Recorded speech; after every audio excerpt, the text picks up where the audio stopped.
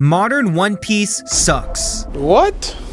Bro, what are you talking about, man? Okay, calm down everyone, I'm just messing around with you. Go ahead and put down the pickaxes, put down the torches, please don't hurt me. If you know me, you know that I love the direction Oda is taking with the last arc of One Piece, and I'm really not trying to shit on post-time skip One Piece in any way, shape, or form. That's just not the subject of today's video. What I want to do is go back a couple decades or so and revisit some elements of earlier One Piece that, you know, I've been feeling a bit nostalgic for these days.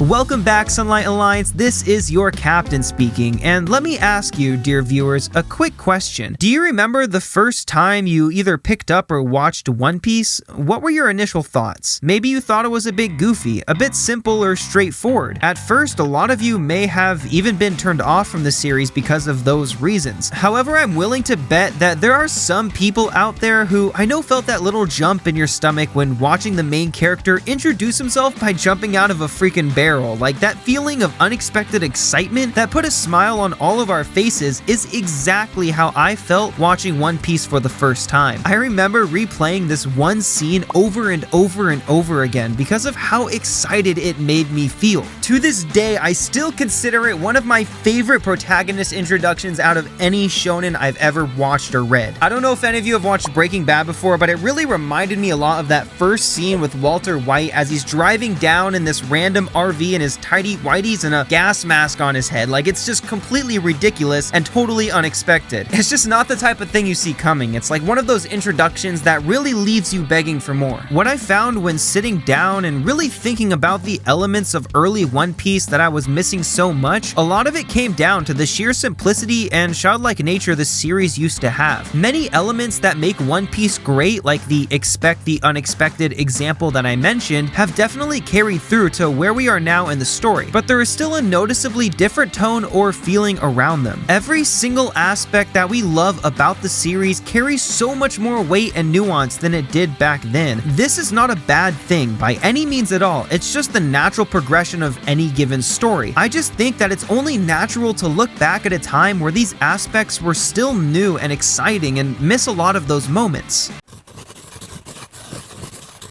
One really cool thing about One Piece that sets it apart from some other shonen is how the art style matures with the overall tone in the story. A lot of that also just has to do with how long this series has been going on for. Oda started drawing One Piece at an extremely young age, even younger than I am now, and I'm 21. Back then, his art was much more bold, focused on perspective with long, thick lining to make his characters pop. Both faces and objects were shaded with a bit more detail. Edges were often rounder, yet everything still felt a bit sharper. This led to some interesting choices when being adapted into the anime, but in the manga, the paneling was something to behold. Speech bubbles were used much less often, important moments were given much more room to breathe, and it wasn't until we hit post-time skip One Piece that the paneling started to feel a bit crowded and become more difficult to focus on. A saying that I really love is that sometimes pictures can speak louder than words. If you ever want an example of what I mean by this, definitely check out some wordless graphic novels for amazing depictions of emotion and exposition without any text whatsoever. This unique approach to exposition is something Oda is a master at. However, with recent One Piece, yes, even in Wano, it feels like Oda is trying to cram as much story as he can in less space. This could have a multitude of different reasons, like time constraints and Oda just having more plot lines than he knows what to do with, but at the end of the day, at least in my opinion, it becomes a detriment, albeit a minor one, to the manga in particular. And please keep in mind, this isn't me saying I dislike the new art style. I love Oda's matured art style for One Piece. There's amazing aspects to it too, like how expressive and mastered it feels. For lack of a better term, it feels looser, if that makes any sense. Almost like Oda is doing everything with no guidelines, or like a magical hand from above is guiding his pen across the page. It's just sometimes I see panels like this and remember that it could have looked like this. A much bigger creator that I look up to, Totally Not Mark, dove much deeper into this topic in his One Piece series, which I highly recommend checking out if you want to know more about why crowded paneling can be a bit of an issue in One Piece.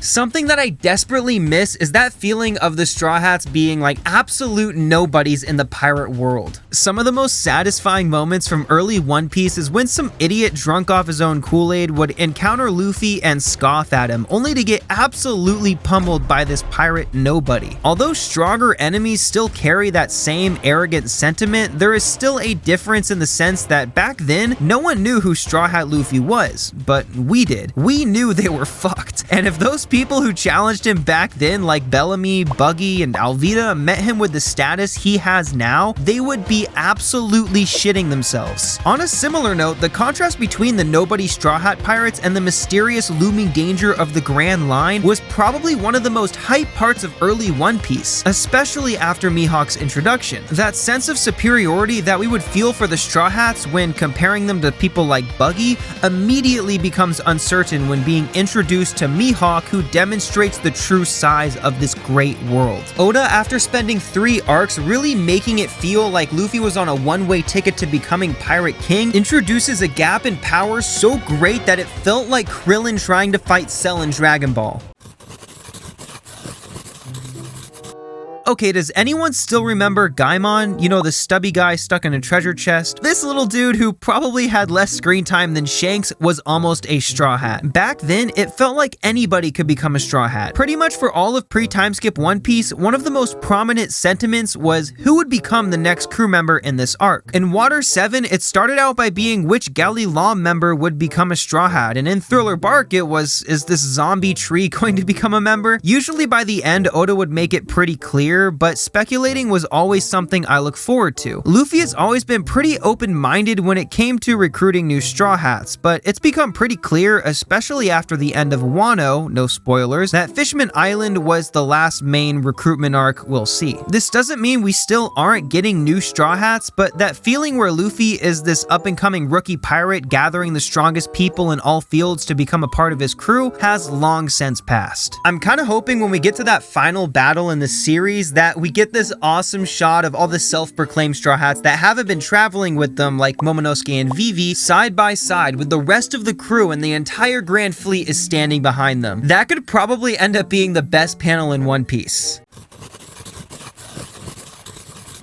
Okay, I think out of all my opinions in this video, this one is going to be the least controversial. Please, viewers, call me out if I'm being crazy in the comment section, and even subscribe while you're down there if, you know, you feel like it. But I think pre-time skip One Piece still holds the most impactful and wildly known moments in the story. I mean, we have Nami's cry for help, Shanks losing his arm, I will never lose again, Gear second, nothing happened, I want to live, Luffy punching St. Charlos, and even more. I almost lost my breath there. There's even some of the comedic moments too, like the Enel face or Afro Luffy, are still funny today when rewatching it over a decade later. I still think there's a lot of great moments post-time skip as well, like Luffy taking out 50,000 Fishman pirates with his Conqueror's Haki, or Gear 4th, Gear 5th, I was born to boil, and Roger laughed. In addition, to be fair to post-time skip One Piece, the story isn't even over yet, and I know for a fact that the final arc is going to be packed with top-tier moments, as we've seen from recent chapters. Still no spoilers. The main difference to me is that the lasting impact of these specific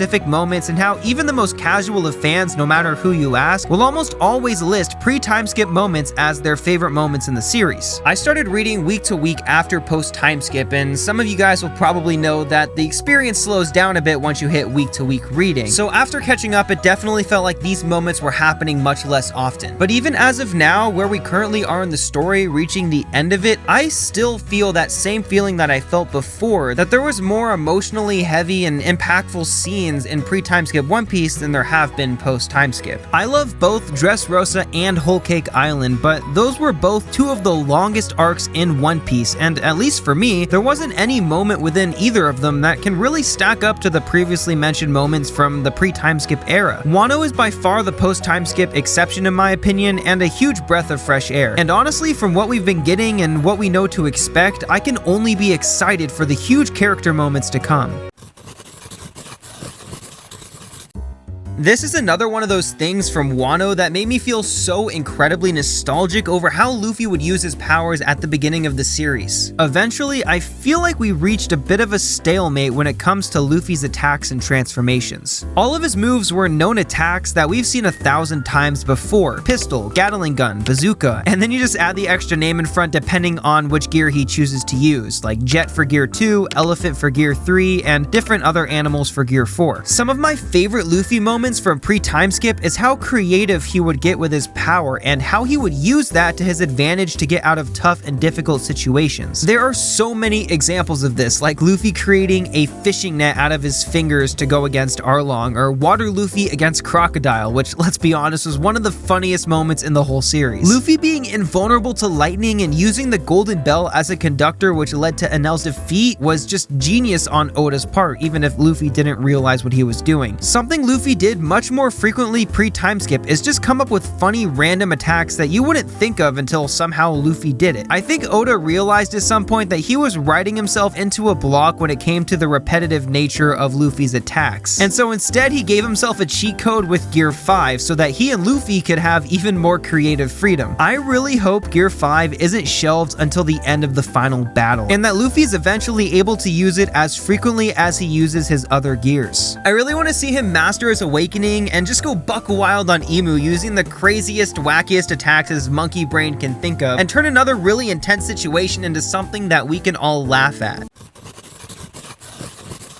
When falling in love with any series, there's always going to be that feeling as you reach the end that brings you back to the beginning. It's what makes good stories great. Every single time I read or watch One Piece, I always want to go back and watch the first episode over again, just to get a sense of how far we've all come. The story of One Piece has grown and evolved from something so simplistic to one of the most emotionally and politically nuanced shonen to ever exist, and by the time we reach the end of the series, I fully expect that simplicity to become a major part of the story once again. If you want more of my in-depth reasoning behind some of my favorite One Piece moments, I highly recommend watching this video right here. Thank you all so much for watching, and if you're feeling generous, check out my Patreon in the description below. Members get a shout out at the end of every video.